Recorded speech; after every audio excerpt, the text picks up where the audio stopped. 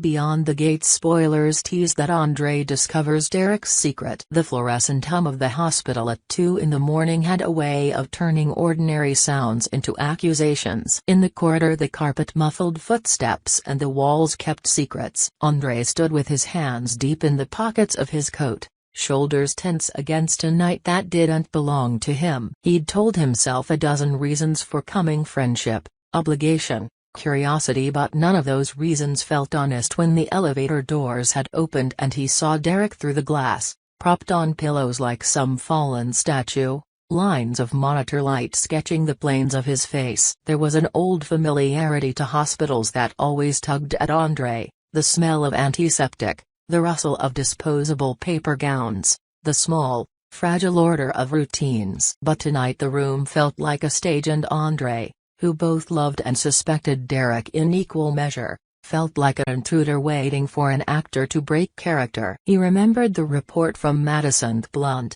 professional voice that had told him Derek's prognosis was difficult. Madison, who'd been a nurse long enough to learn the economy of hope, had said it with an economy that wasn't cruel but final: Derek might not walk again. Andre had relived those words and let them sit in his chest like a stone. Derek was a firefighter. He had always been the kind of man whose life had operated on a different axis: emergency, risk, immediacy. That was part of why Ashley had fallen for him: a steadiness in chaos, the way his laughter filled every room, the way he could make the world shrink until it was just him and the person in front of him. Andre had watched both of them from the margins for years: a man who loved Ashley with a patient take and who, despite that take, could call Derek a friend. There had been rivalry, yes, glances that lasted too long, a history of small possessive gestures, but there was also an intimacy that came from shared history: beer-soaked nights,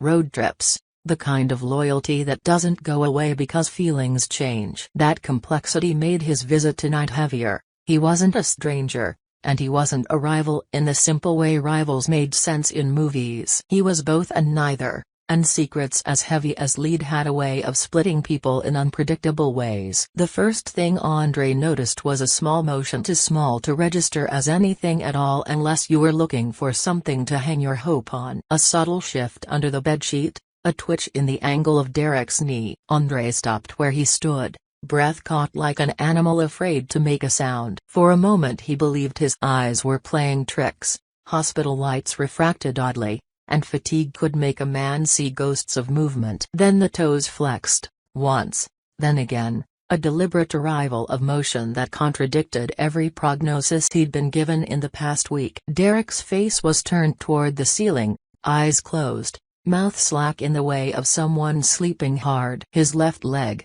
the one encased in the blue of a hospital blanket, shifted and a soft, almost private smile ghosted across his face as his foot planted against the mattress. Nothing heroic, nothing dramatic, just a small, ordinary assertion of mobility. Andre watched that small miracle and felt something inside him break open, part suspicion, part disbelief, part arising, sick thrill that felt almost indecent. Andre crossed the room on feet that felt too heavy and sat down in the chair beside the bed like a man who'd been waiting for the universe to cough up a secret. Derek's eyelids fluttered and he opened his eyes to Andre's facile face he knew well enough to look at without thinking. For a long beat there was only the low machine hum, the sound of Derek's shallow breathing, the thin, clean scent of hospital linen. Andre wanted to say something clever, to joke about the nurses catching them, to collapse the moment into something ordinary. Instead he asked the only question that made sense: did you move your leg? Derek blinked, then tightened his jaw. There was a muscle around his mouth that Andre had seen when Derek was trying to swallow anger or pride or both. No, Derek said, almost too quickly. The denial was small and immediate, like a reflex. I didn't. Andre saw through it, then saw the way Derek's voice had a brittle edge, the way his eyes slid away. It took a second for realization to pool into his mind, slow and deliberate. Derek was lying. Not immediately about something that mattered, perhaps, but lying all the same. The small motion of that foot had been a private thing, His denial made it a public matter instantly. Andre had known Derek for years. He could read the strain in his shoulders like Braille. He knew how the younger man shielded his vulnerabilities with humor and bravado, and how that bravado just as often hid a private self that didn't trust the world to be kind. But lying to Ashley, in particular, felt like the wrong kind of betrayal. Because Ashley's eyes had always been open in a way other people's weren't. She looked at Derek with a softness that Andre had envied and resented in equal measure. If Derek had chosen to play with that softness, if he'd chosen to manipulate the one person who trusted him most, then somewhere a covenant had been broken, and Andre, who balanced loyalty and honesty like a tightrope, felt the rope begin to fray. "You're lying," he said softly. Derek's gaze flicked back to his foot, then to Andre. For a moment the room was full of the kind of charged silence that only long friendships can hold, silent conversations filled with 100 shared memories that can be weaponized by the wrong word. "Is nothing," Derek said. "Don't make it into something." Andre felt his face tighten. "Madison told me differently," he said. "He named the nurse because naming a witness made the truth less solitary. She said your recovery's complicated. She said you might not walk again." Derek's laugh was short, a brittle sound without humor. "Madison tells a lot of people a lot of things," he said. "She has to." He stopped, hands clenching at the edge of the blanket. Something like shame crossed his features. He added softly. Andre's mouth worked around words like sea glass shaped by a long, slow current. "You didn't want to scare who?" "Ashley," Derek said. The name landed in the room like a small, bright object. "I didn't want to scare Ashley." Silence again. Andre's mind spun possibilities until they blurred: jealousy, the more generous motive of affection, the darker possibility that Derek was manipulating a woman who had trusted him. Andre didn't want to be the man who painted motives black when they might be painted in shades of tragic gray.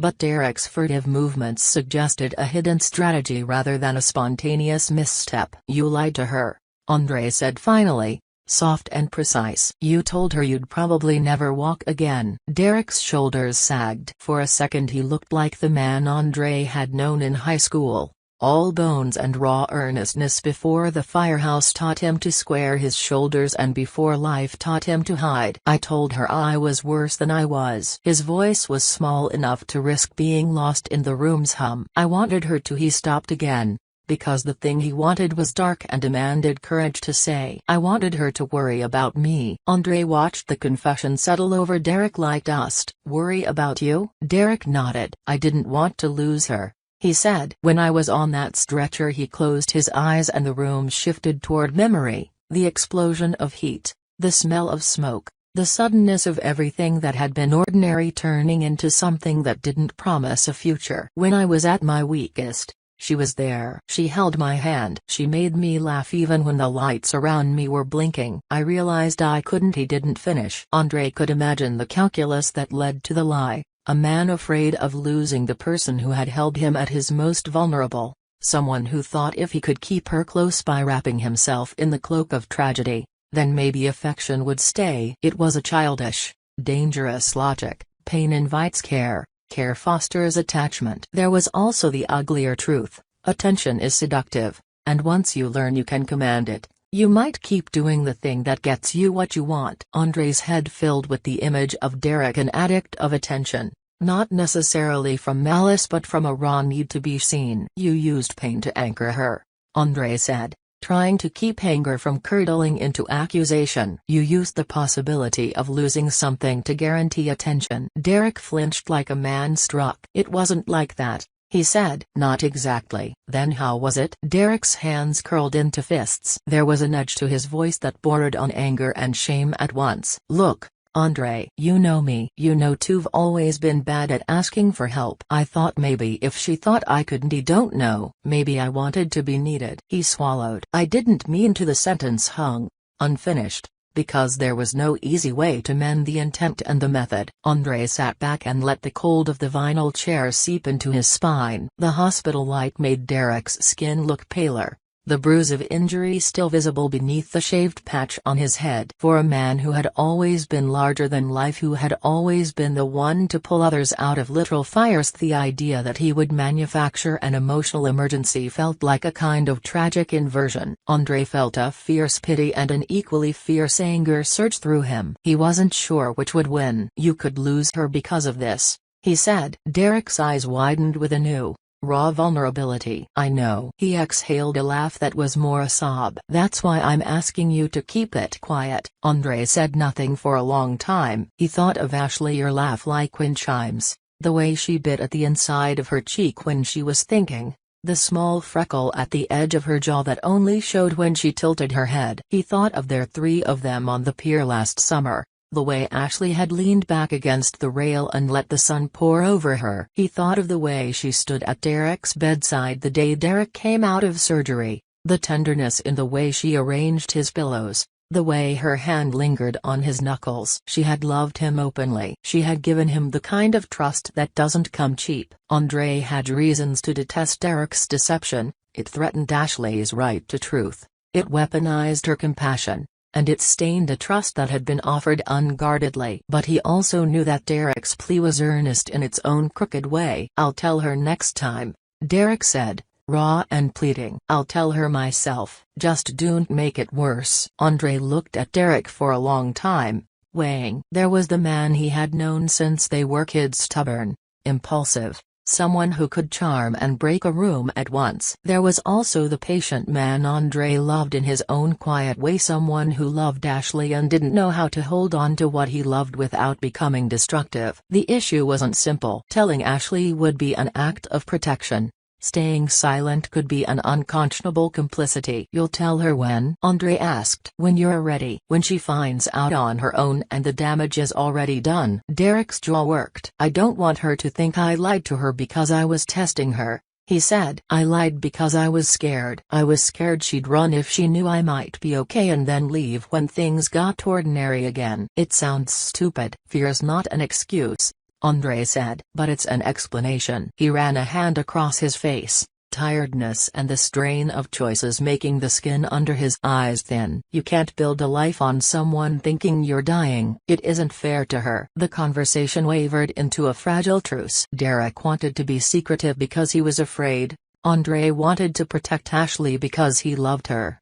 And both of them yielded to the human desire to avoid immediate pain. Andre left that night with a promise he felt in his gut was both necessary and dangerous. He would keep Derek's secret for now. The doctor in him, call it conscience, or loyalty, or unwillingness to throw someone's shame into the light, let him agree. He told himself he'd help Derek do the right thing eventually, push him toward the confession. But even as he stepped into the antiseptic corridor and the elevator swallowed him, Andre knew promises could curdle. He knew secrets had a gravity of their own, pulling at the people around them until something shifted. Days later, Ashley came to the hospital with a small paper bag of takeout and a warmth that made the room bloom. She had the sort of face that seemed designed to reassure, open, kind, honest in a way that made you feel safe. Seeing her at Derek's bedside was like watching sunlight collect in one specific spot. Andre had expected something to change between them, some small recalibration of the triangle that had always hummed quietly in the background. But when Ashley saw him, she walked over with that same easy warmth and squeezed his arm in a gesture both casual and intimate. Their eyes met with an awkwardness that felt like the echo of conversations waiting to be had. There was history here. They had held hands,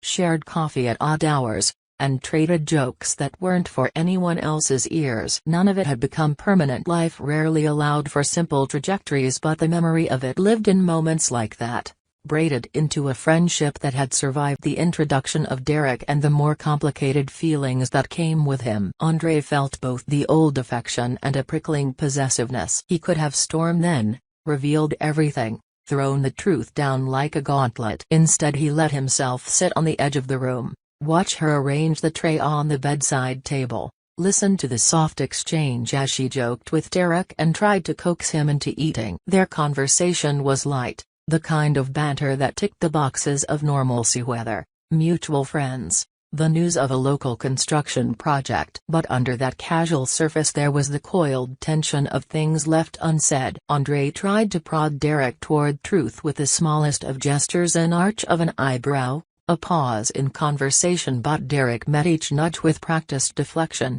a smile that didn't reach his eyes, and words chosen carefully to close avenues rather than open them. It was Andre who finally broke the fragile rhythm with a bluntness that was both cruel and necessary. "You should tell her," he said, watching Derek's face for the smallest flinch. Ashley turned then, concerned. "Tell me what?" Derek's mouth opened and closed like a fish's, searching for air. For a moment he looked like an actor who had missed his cue. He fumbled for a reply that would be true enough and small enough to hold. But the right words didn't come, and the wrong ones were always too tempting. When Derek chose silence, Ashley stepped forward and took his hand. The intimacy of the gesture was a kind of white flag surrender, trust, the patient willingness to be present with someone at their worst. "I can tell by the way you're fidgeting when you lie," Andre said quietly to Derek, the words meant to be heard only by him. Derek bristled at the accusation, but then,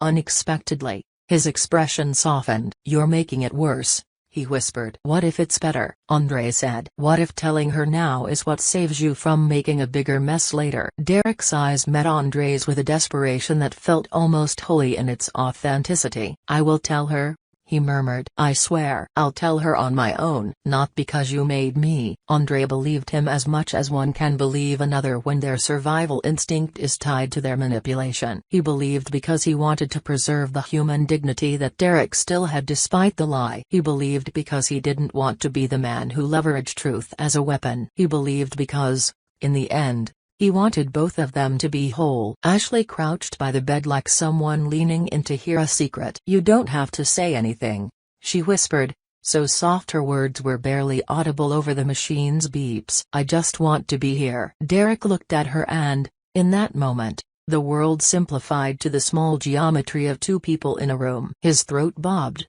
a tenderness rose, unclenchable and urgent. Without warning, as if driven by an impulse he couldn't control, Ashley reached across the narrow stretch of sheets and pressed her mouth to Derek's. The kiss was nothing like the melodramatic lip locks of television, rather it was a compression of all the fear, gratitude, and love they had been holding like fragile glass. Andre watched, an outsider to something intimate and holy, feeling the old ache of being excluded and the new dread that rose like bile. Derek froze in the first second and then returned the kiss with a fervor that betrayed how tightly he'd been holding his breath. For a moment time contracted, the hum of the monitors receded, the night outside the window became a blur of indifference, and the three people were locked in a private orbit where the rules they'd all tried to follow seemed suddenly mutable. When they broke apart, Ashley's eyes were wet, and beneath her smile there was a kind of resigned joy that felt dangerous in its purity. "I still love you,"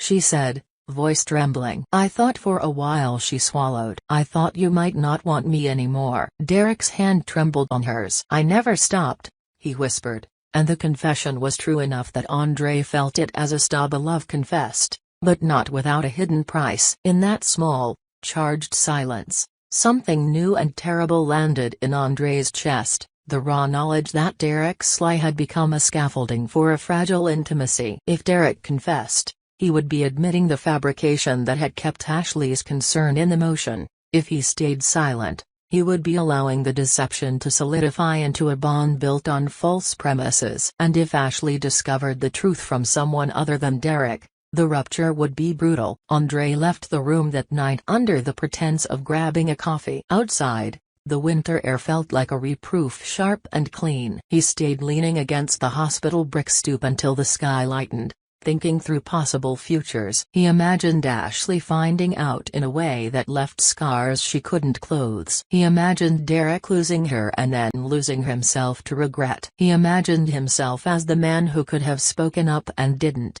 whose silence might be complicit in the slow atomization of trust. Each possibility was a different kind of wound. His conscience did what consciences do, it iterated through duties and loyalties, trying to triangulate a moral course. He could keep Derek's secret and trust Derek's promise. He could tell Ashley himself and risk becoming the villain. Both options felt like betrayals under certain lights. Andre felt the pressure of an unsheathed truth against his chest and couldn't help thinking of how small gestures could calcify into patterns that were irreversible. For days, the lie hovered over the three of them like a storm cloud. Andre watched Derek's facade, how he laughed too loud sometimes, how he winced when Ashley's hand lingered on his leg, how he avoided the subject of his mobility with jokes. Ashley continued to hover at his bedside with a resilience that made Andre both admire and fear for her. She remained present in ways that were beautiful and painful, reading to him in the evenings,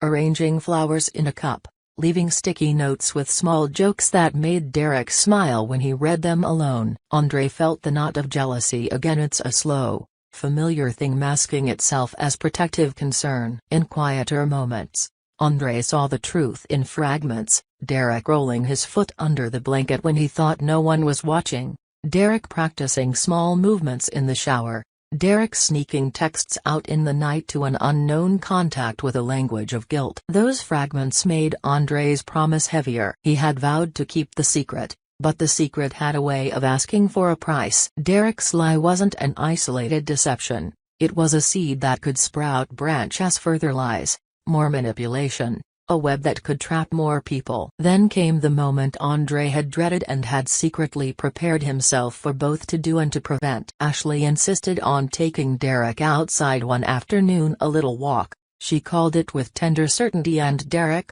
who wanted nothing more than to be seen as vulnerable and loved, agreed. Andre watched from the curb as Ashley looped her arm through Derek's and guided him down the hospital steps. The winter sun lit Ashley from behind like a halo. Derek's smile was careful, like someone keeping up an act under the pressure of a crowd. As they walked out into the crisp afternoon, Derek's step faltered and then righted. A passerby smiled at the sight and Andre felt a fierce, irrational agony that bordered on panic. If they left the hospital together and Derek could walk across the parking lot more strongly than he had let on, what would Andy do? Would he shout the truth across the asphalt? Would he say nothing? His hands moved on their own toward his phone, thumb hovering over a message he could not bring himself to send. For a moment he thought of calling Madison back and telling her everything. As a nurse, she had a clinical acceptance for truth that could sever illusions with scalpel precision. But what would that do to Ashley? Would it save her from a betrayal? Or would it compound the humiliation? Andre's indecision sat on his chest like a physical thing. He wanted both to be right, wanted Derek to be honest and Ashley to be spared pain. He wanted to be principled without being cruel. He wanted to be loyal without being blind. There was no path that kept all those things intact. The sun moved toward the horizon and the hospital began to change its tune. The diurnal bustle receded and a softer, more private rhythm took hold. Derek and Ashley returned within half an hour, cheeks flushed and hands warm from the outdoor air. Derek's gait was steady, and when Ashley laughed and leaned her head against his shoulder, Andre saw the truth in their faces, a love that wanted to be untroubled by the smaller sins of strategy and fear. The sight made Andre's heart ache in ways he'd never wanted it to ache. He told himself, again, that he would talk to Derek. He would insist that Derek own up to the lie. He would be the instrument that pried open the shell of duplicity before it became an economy. The next time they were alone, Andre followed Derek into the small, shuttered visiting lounge at the far end of the floor. It was one of those rooms with a fake fireplace and a carpet pattern that pretended to be something it wasn't. The fluorescent bulbs made the room feel like a museum of small consolations. Derek sat down and stared at his hands like a man waiting for a verdict. There was a kind of fatigue in Derek now that went beyond physical pain, a moral exhaustion that made his features softer and more vulnerable. "I can't do this," Derek said at last, voice low and raw. "You can," Andre said. "You have to." Derek rolled his head and gave a humorless laugh. "And if I tell her, and she leaves, I won't blame her." "I couldn't." He stopped. The admission dangled like a truth waiting to be embraced. "You want control,"